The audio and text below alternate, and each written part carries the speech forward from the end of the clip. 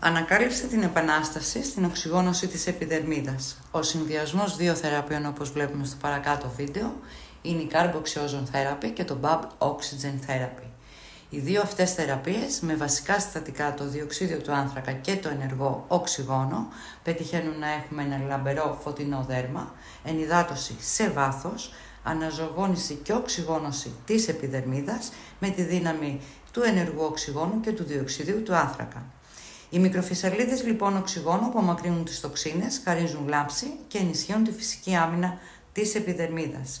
Ενισχύουν επίσης την κυταρική αναπνοή σε βάθος του δέρματος και μπορούν να γίνουν σε όλη τη διάρκεια του χρόνου, και χειμώνα και καλοκαίρι, σε όλους τους τύπους του δέρματος, σε όλα τα δέρματα, ακόμη και για τα πιο ευαίσθητα, διότι οι θεραπείες αυτές δεν είναι επεμβατικές, δεν δημιουργούν ερεθισμούς και κοκκινίλες.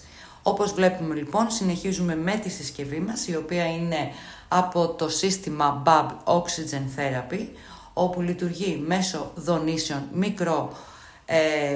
μικρομασάζ να το έλεγα, βάσει των κεφαλών που έχει, αλλά και φωτοθεραπείας. Έτσι βοηθάει στο να απορροφηθούν πολύ ταχύτερα τα συστατικά του συστήματος του Bubble Oxygen Therapy στην επιδερμίδα, αφήνοντας το δέρμα λίο, καθαρό και απαλό. Είναι μια θεραπεία η οποία μπορεί να χρησιμοποιηθεί και πριν από άλλες εφαρμογές στο χώρο μας, χωρίς κανένα απολύτως πρόβλημα. Μπορεί να συνδυαστεί με μεσοθεραπείες, με την Carboxy ή ακόμη αυτόνομα σαν θεραπεία. Αν έχετε περισσότερες απορίες και θέλετε να μάθετε περισσότερα, επικοινωνήστε μαζί μου.